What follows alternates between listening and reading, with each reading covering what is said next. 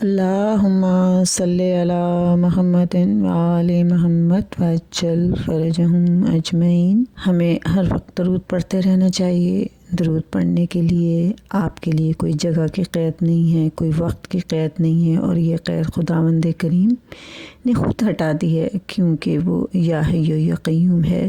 اسے نہ نیند آتی ہے نہ اونگ آتی ہے، ہر وقت درود پڑھتا ہے۔ وہ ہمارا مالک جب ہر وقت درود پڑھتا ہے تو ہمارا بھی فرض بنتا ہے کہ ہمیں بھی جتنا وقت ملے، جس وقت ملے، ہمیں درود پڑھتے رہنا چاہیے، کیونکہ یہ حکم میرے رب کریم نے ڈائریکٹ ہمیں دیا ہے کہ میں اور میرے فرشتے بھی درود پڑھتے ہیں، تم بھی درود پڑھو۔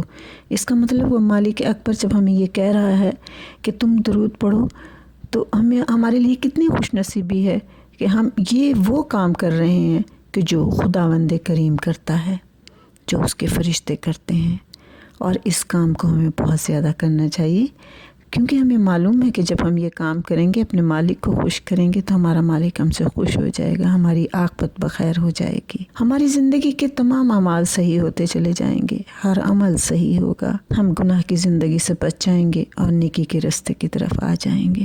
خداوند کریم ہمیں نیک توفیق اور نیک ہدایت دے، زیادہ سے زیادہ درود پڑھنے کی توفیق عطا کر۔ شیخ عبدالحق دہلوی کتاب تاریخ مدینہ میں لکھتے ہیں کہ حج کے موقع پر ایک شخص کو ہم نے دیکھا جو حج کے تمام اعمال اور مناسک میں، یعنی کہ جو دعائیں ہوتی ہیں پڑھنے والی، ان کو پڑھنے کے بجائے وہ صرف محمد و آل محمد پر درود بھیج رہا تھا، صرف یہی دعا کر رہا تھا۔ وہ شخص جب حج کے اعمال اور مناسک سے فارغ ہوا تو اس سے پوچھا کہ تم نے جو اعمال کرنے تھے اور جو اس میں دعائیں پڑھنی تھیں، تم نے وہ دعائیں نہیں پڑھیں بلکہ صرف تم درود ہی پڑھتے رہے ہو، اس کی وجہ کیا ہے؟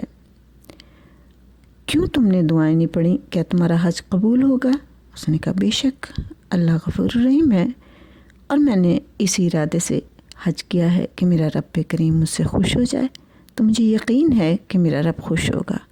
تو کہا کہ تم نے وہ دعائیں وغیرہ نہیں پڑھیں جو ان مقامات کے لیے واجب ہیں، بلکہ تم صرف درود پڑھ رہے تھے۔ اس نے کہا ہاں، میں نے یہ عہد کیا ہوا ہے کہ اپنی زندگی میں صرف اور صرف درود پڑھوں گا۔ کہا اور کوئی دعا اس کے ساتھ شریک نہ کروں گا۔ تو نے کہا بڑے تعجب کی بات ہے کہ تم یہ بات کہہ رہے ہو۔ اس نے کہا تعجب کی بات نہیں، بات یہ کہ جب میرا باپ اس دنیا سے گیا تو مرتے وقت اس کی شکل تبدیل ہو گئی، اور جب میں نے اس کی شکل دیکھی تو میں بہت پریشان تھا، کیونکہ اس کی شکل تبدیل ہو گئی تھی، اور میں یہ تھا کہ سب خاندان والے کیا کہیں گے۔ میں بہت پریشان، بہت گھبرایا ہوا تھا، تو میرے لیے یہ بات بہت دکھ کا باعث تھی۔ میں نے اپنے باپ کے لیے دعا کی کہ بار الہ میرے باپ کے گناہ بخش دے، تو غفور الرحیم ہے، تو رحیم ہے، تو کریم ہے، تو عظیم ہے، تو جبار ہے، تو ستار ہے، تو کریم ہے۔ اے اللہ تو رحمان و رحیم ہے، تو سب کے گناہوں کو معاف کرنے والا ہے، غفور الرحیم۔ یا غفارو یا غفارو یا غفار، گناہوں کو معاف کر دے۔ کہا میں نے بہت دعا کی تو میں نے خواب میں جناب رسول خدا صلی اللہ علیہ وآلہ وسلم کو دیکھا۔ میں نے آپ کے دامن کو پکڑ لیا اور آپ سے باپ کی شفاعت طلب کی، اور کہا کہ آپ شافی محشر ہیں، آپ تو سب کے گناہوں کو معاف کرنے والے ہیں، یہ میرا باپ ہے، اس کے گناہ کو معاف کر دیں، اس لیے کہ آپ کا لقب ہی شافی محشر ہے، میرے باپ کی شفاعت کریں۔ آپ نے کہا کہ تجھے معلوم ہے کہ تیرا باپ کیا کرتا تھا؟ اس لڑکے نے کہا کہ نہیں، مجھے نہیں معلوم میرا باپ کیا کام کرتا تھا۔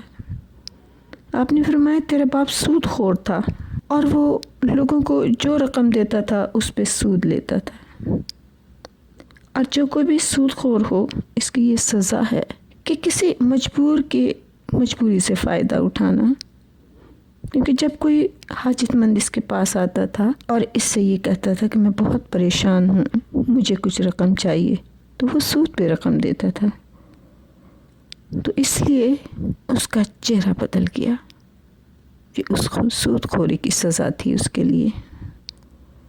اس لڑکے نے کہا یا رسول اللہ لیکن وہ میرا باپ ہے اور میں چاہتا ہوں کہ اس کا یہ عذاب دور ہو جائے۔ آپ نے فرمایا گھبراؤ مت، بے شک یہ سود خور تھا لیکن اس کے اندر ایک اچھی عادت تھی کہ جب وہ رات کو سوتا تھا تو مجھ پر 100 مرتبہ درود بھیجا کرتا تھا، اور اس کے اس درود بھیجنے کی وجہ سے اللہ تعالیٰ نے، اس رحمان و رحیم نے رحم کیا کہ یہ میرے نبی پہ، میرے رسول پہ، میرے حبیب پہ، میرے مدثر پہ، میرے مزمل پہ درود بھیجا کرتا تھا۔ اس کے اس درود بھیجنے کی وجہ سے میں نے اس کی شفاعت کر دی ہے۔ میں نے خداوند کریم سے کہا کہ اس کے گناہ کو بخش دیں، اسے بخش دیا ہے، اور اب تو اپنے باپ کا چہرہ دیکھ۔ اور جب میں نے اپنے باپ کا چہرہ دیکھا تو واقعی وہ چاند کی طرح نورانی تھا۔ اور جب میں اسے دفن کرنے کے وقت قبر میں دفن کر رہا تھا تو مجھے ایک ہی آواز آ رہی تھی جو کہہ رہا تھا، مجھے ایسے لگا کہ جیسے کوئی کہہ رہا ہو کہ تیرے باپ پر خدا کی عنایت اور بخشش کا سبب وہ درود ہے جو وہ رسول خدا پر بھیجا کرتا تھا۔ اس لیے ہم یہ کہتے ہیں کہ ہماری عاقبت بخیر ہو۔ اللہم صلی علی محمد و آل محمد و عجل فرجہم اجمعین۔ بار اللہ اس ذکر محمد و آل محمد، ذکر درود کے صدقے میں ہمارے گناہ کبیرہ و صغیرہ کو معاف کر دے۔ جو مومن اور مومنات اس دنیا سے چلے گئے ہیں ان کے گناہ کبیرہ و صغیرہ کو معاف کر دینا۔ بار اللہ جو کوئی پریشان ہے، محتاج ہے، غریب ہے، مقروض ہے، کسی لحاظ سے بھی پریشان ہے، اس کی سب کی پریشانیوں کو دور کر دے، انہیں خوشیاں اور سکون عطا کر۔ اللہم صلی علی محمد و آل محمد وعجل فرجہم اجمعین۔ خوش رہیں، آباد رہیں۔